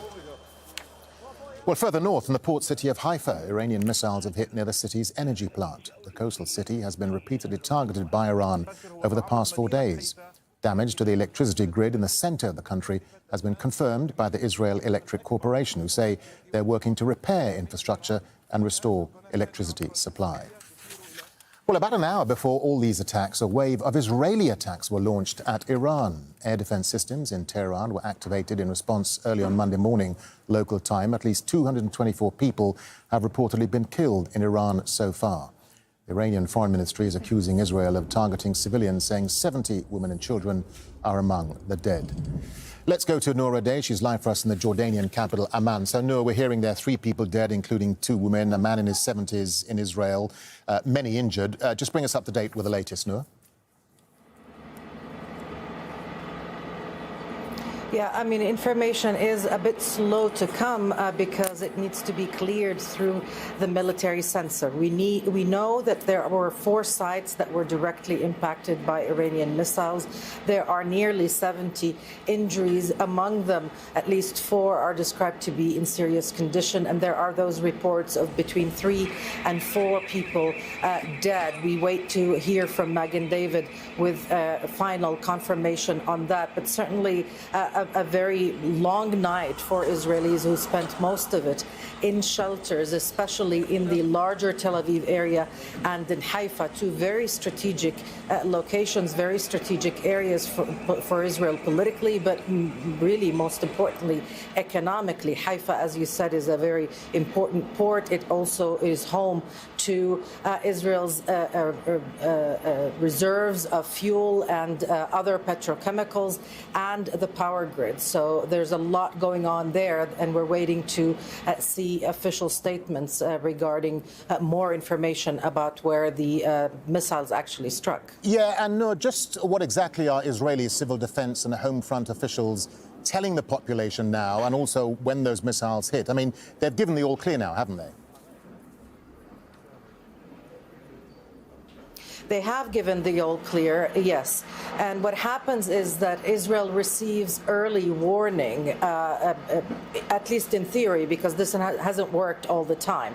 But in theory, Israel receives early warning, presumably from its allies, particularly the U.S. So there's between 10 and 15 minutes of pre-warning for Israelis to be close to the shelters. Then there's an order for them to be in the shelters or safe rooms. They stay there even after the sirens have gone off until Home Command tells them that gives them the all clear and that it's safe to come out. Now, of course, there are no shelters in many areas in Israel. The big cities have them. The Jewish Israeli cities have them. Palestinian Israeli towns and communities do not have shelters. There are a lot of communities that are not recognized by Israel in the Negev, for example, Palestinian Bedouin communities. There are no batteries or shelters there. So there's a variance, if you will, in the level of safety and security and even instructions from the state and from emergency services that Israeli citizens receive. But nonetheless, most Israelis who are basically in that center area receive advance notice, and then they go to the community shelters that are underground, that are safe. They stay there until they get the all clear. All right, Al Jazeera's Noor O'Day there, live from the Jordanian capital, Amman. Noor, for now, thank you. Let's bring in Gideon Levy. He's a columnist at the Haaretz newspaper. He joins us live from Tel Aviv. Gideon, good to have you with us as always. So talk to us about what you saw and heard when those latest Iranian strikes hit cities like Haifa and also Tel Aviv, where you are. I guess it was the strongest explosion I've ever heard in my life. Everything was shaken around us. I was in a public shelter. You feel quite safe. You get quite a long warning, which I must say, but not everyone has public shelters around his home. And there are big populations, as your reporter just mentioned, who are totally exposed without any kind of defense. Gideon, what is the public sentiment in Israel at the moment? I mean, many people will clearly support the government. They'll rally around the flag in times of crisis. But is that sentiment changing in any way? Do people trust Netanyahu? Things are changing, but slowly. It started with a lot of euphoria because of the James Bond achievements in Tehran, in Iran. Everyone was applauding the pilots who did a good job, and the assassinations and the very precise hits. But soon after it, things changed, obviously, because the price raised up, and the price will continue, I'm afraid, to raise up. This is not a sustainable life, and I don't think that Israeli society can go on like this for a very long period. Everything is paralyzed, everything is closed, the economy is paralyzed, no schools, nothing obviously, and I have always to mention it, nothing obviously to compare to what the people of Gaza are going through, and I will always remember them when I am rushing to the shelter, while they can only dream about the shelter. But in any case, this is not a sustainable life, and I don't see the Israeli society going on with this for weeks, months, or God forbid, years. Okay. The airports are closed, no way out, no way in. It's not simple. Yeah, Gideon, as you say, this crisis can't go on forever, can it? So under what conditions then, politically or militarily, could Netanyahu bring this conflict to an end? Because it seems as though Netanyahu has put Israel on this terrible path of perpetual war. I'm not sure this time it depends only on Netanyahu, it depends also on Khamenei. Both are tough, both are not accepting to see any kind of defeat, and therefore this might be longer this time. It's not Hamas, it's not Hezbollah, it's Great Iran. And I'm not sure that they can put an end to it right now, especially when there is not much of a leverage over them. And about Israel, as usually, depends on the support of the United States. As long as the support is there, I guess Netanyahu is very devoted to continue.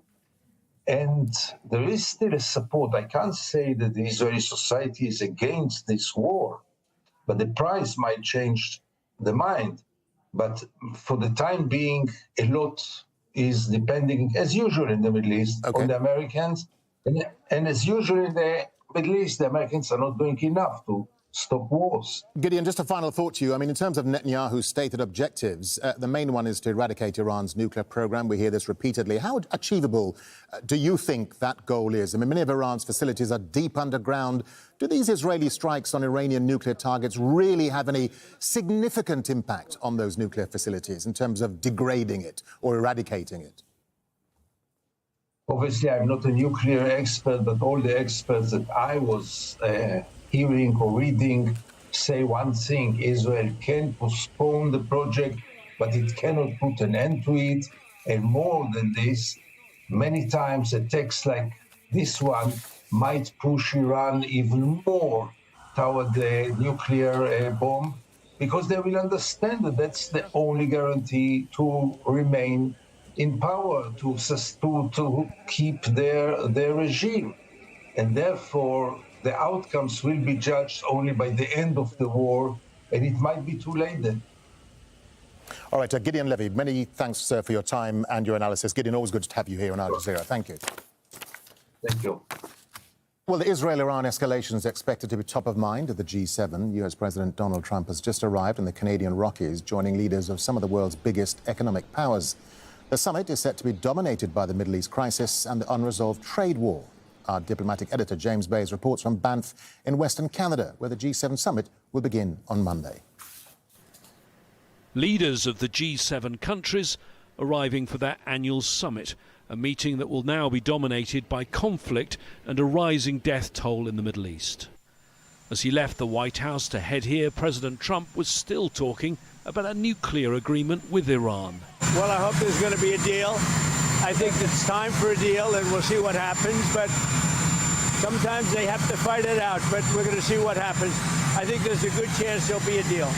With neither Iran or Israel represented at the summit, Trump is the only person who could influence events on the ground. But the other leaders will be concerned about Israeli efforts to get the US to join the war and expand the goal to toppling the Iranian system. A former senior State Department official told me summits of leaders have in the past helped at a time of global crisis, but he's not optimistic this time.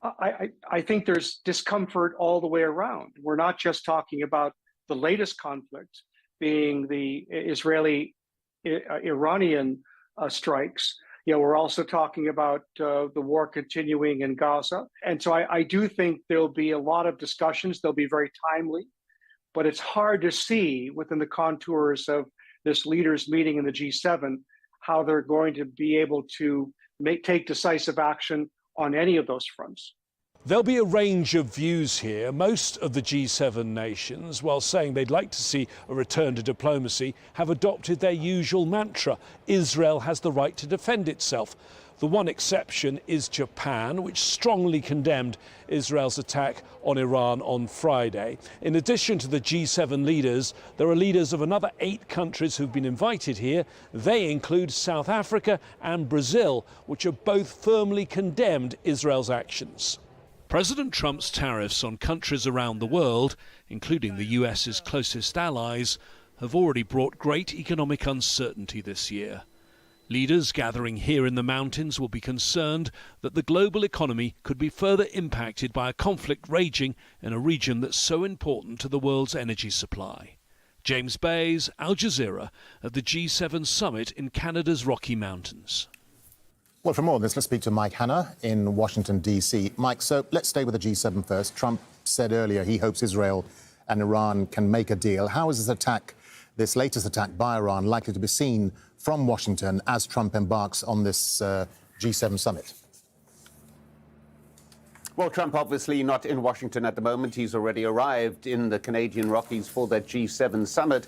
He has been somewhat optimistic, repeatedly saying that there is a deal to be made, that there is a possibility of a de-escalation of the ongoing conflict between Israel and Iran. He's also raised the possibility of some form of mediation by the Russian leader, Vladimir Putin, saying that he has spoken to him recently and that there are talks going on behind the scenes which could lead to a de-escalation of the situation. But having said all of this, he's provided no tangible details as to exactly what he was referring to, at the same time insisting that there can be some de-escalation, well as not explaining exactly how this can happen. Yeah, so conflicting messages as usual from Trump, saying it's possible the US could actually get involved in the war, but large sections of his own government oppose that thought, Mike. Well, Trump, during his presidential campaign, insisted that the U.S. must not get involved again in needless wars involving other countries. He says the U.S. must look after his own interests. Now, some Republicans have been pointing this out to him, reminding him of what he has said in the past, very intent on the U.S. not upping its involvement in what is happening in the Middle East, particularly in this conflict between Iran and Israel. So there is some concern, even among the rabid Trump followers within the Republican ranks, about any possibility of the U.S. getting involved and thereby escalating the conflict even further. At the same time, Donald Trump absolutely adamant that the U.S. will help protect Israel, that the U.S. will do everything it can to assist Israel in defending itself, as he puts it. So there is, once again, mixed messaging from the Trump administration. On the one hand, saying that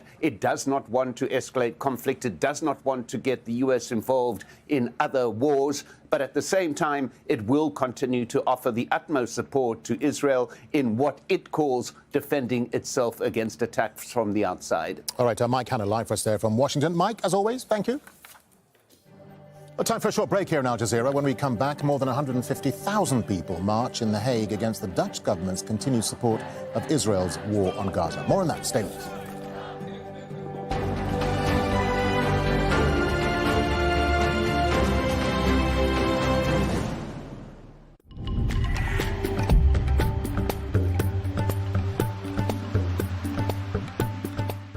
Hello, it's a hot picture across the Middle East. Good to have you along. Hop into those details right now. Colors are on. Darker the red, the hotter it is. I mean, look, Kuwait's at 50 degrees. Just the other day you hit 50, a couple days earlier than you did last year, but it is certainly hot up and down the Gulf here. Doha registering 45 on Monday. Plenty of hot sunshine to go along. That includes for Central Asia's temperatures, at least for Uzbekistan's capital Tashkent at about 38, 42 in Ashgabat, and through Iran, those temperatures will also be about 40 degrees. But where there's some wet weather around the Caspian Sea, Baku, that will put a cap on your temperatures to just 25 degrees. Rain is falling across Turkey's Black Sea coast. We'll have to watch to see if that produces some flooding. But where there has been flooding in West Africa is the Ivory Coast and Ghana, and still more rain in this area around Sierra Leone and Guinea-Bissau. And around the Gulf of Guinea, we're also seeing those pulses of rain through Cameroon, Gabon, and the Central African Republic. That's the biggest downpours. Darker the blue, the more intense that rain is falling. But for Southern Africa, it's a quiet picture. Let's go 25 degrees in Durban. Sun's out on Monday. Enjoy. Bye for now.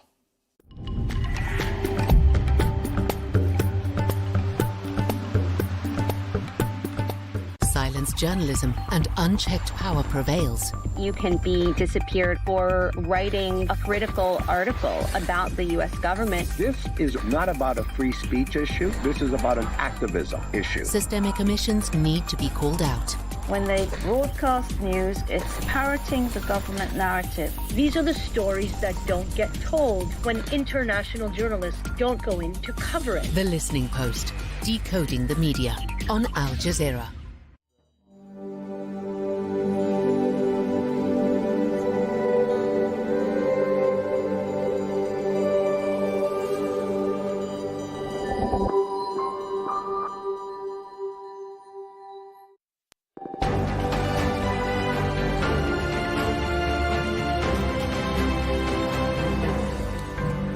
Hello again, you're watching Al Jazeera. A quick reminder of our top stories here this hour. Iran has launched a new wave of attacks targeting cities across Israel. At least 3 people have been killed and others wounded. In Tel Aviv, air defense systems were used to intercept the Iranian attacks there early on Monday morning. Multiple countermeasures were activated in an attempt to stop the strikes getting through. Well, some of those projectiles evaded countermeasures and have struck several areas of Tel Aviv. Multiple apartments have been completely destroyed. Emergency services are still combing through the rubble. And further north in the port city of Haifa, Iranian missiles have hit near the city's energy plant. Large fires have broken out there. The coastal city has been repeatedly targeted by Iran over the past 4 days. Damage to the electricity grid in the center of the country has been confirmed by the Israel Electric Corporation, who say they're working to repair infrastructure and restore electricity supply. Well, earlier we spoke to Elijah Manier. He's a military and political analyst. He believes the situation between Israel and Iran will only get worse. I think it's going to continue escalating because we are just on the first days of the war that Israel declared on Iran. and also the Israeli officials, prime minister, the army, all warned the Israeli society that this war is going to be heavy and the price is going to be extremely high. But the society that all stands behind Benjamin Netanyahu and support the war in Iran did not expect this level of destruction, because since 1973, Israel never waged a war on a country and never been attacked in this scale in the heart of Tel Aviv. So now they are realizing what the Palestinians have been suffering, what the Lebanese have been suffering, and they see the destruction in front of them, building in Tel Aviv, in Haifa, destroyed, fire everywhere, the properties no longer exist, the number of 8 people killed, 250 wounded in one day, that unheard of since a very long time in Israel. So all that is not something that the society was ready for. The officials are and were, but confronting the reality is something different. Now, Benjamin Netanyahu has objectives to meet. They destroy the nuclear capability of Iran, prevent Iran from enriching uranium, destroy the missile program, and eventually, if he can, by his Operation Rising Lion, to eat his prey, which means destroy the Islamic Republic and the ruling system. Now, of course, he will scale down his objectives when he sees this kind of destruction. And we have seen Iran waking up from the first shock and surprise of day one, when Israel surprised the Iranians and killed many officers. But now we see everything back in control, and we see a very controlled bombing on different hours during the day, different waves, different kind of missiles, and the overwhelming of the limit of the Iron Dome, David Slang, and all the layer of interception missile that Israel is using, extremely costly but not infinite.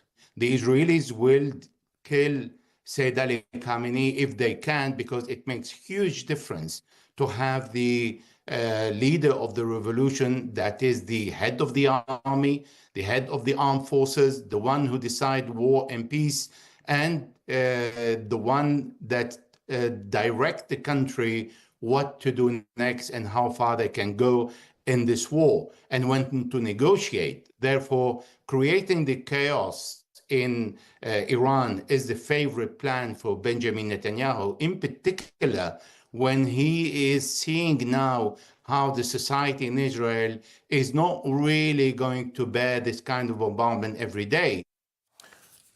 Well, Ori Goldberg is an Israeli political commentator. He spoke to us from Tel Aviv about possible U.S. involvement in the escalation and how some Israelis are feeling.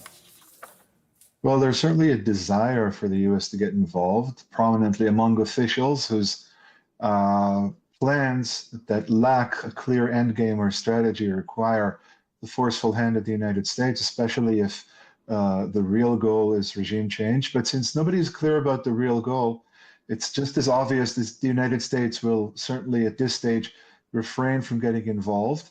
The general public, again, has heard from official Israel several times that American involvement is just around the corner and that the Americans will be joining the fray.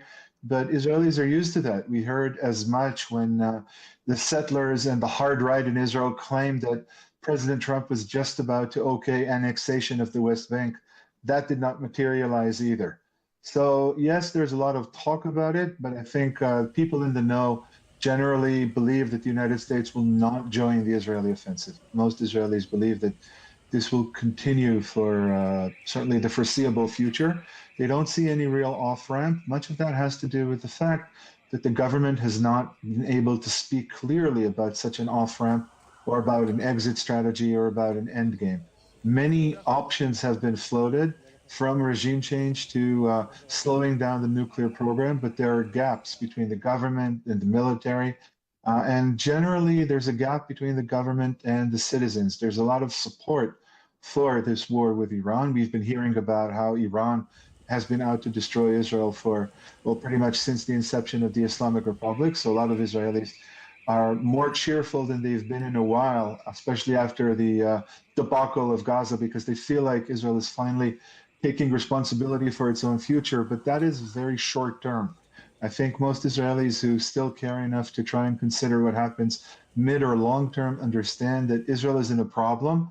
As time goes by, it becomes clear that not only will the United States not join the battle, but that other prominent world powers are not prepared to make the leap and join Israel in Iran in the actual fighting. So let's take a closer look at the impact the violence is having on Palestinians. Well, Palestinian Israelis make up approximately 21% of Israel's population. That's roughly 2.1 million people. There are almost no shelters in Palestinian Israeli towns and neighborhoods, even though buildings constructed in Israel since the 1990s are required to include safe rooms. Palestinians say there are also fewer Iron Dome interceptions over those towns and areas. Sami Abu Shaheda is a former member of the Knesset. He's currently the leader of Balad, that's a left-wing Palestinian nationalist party.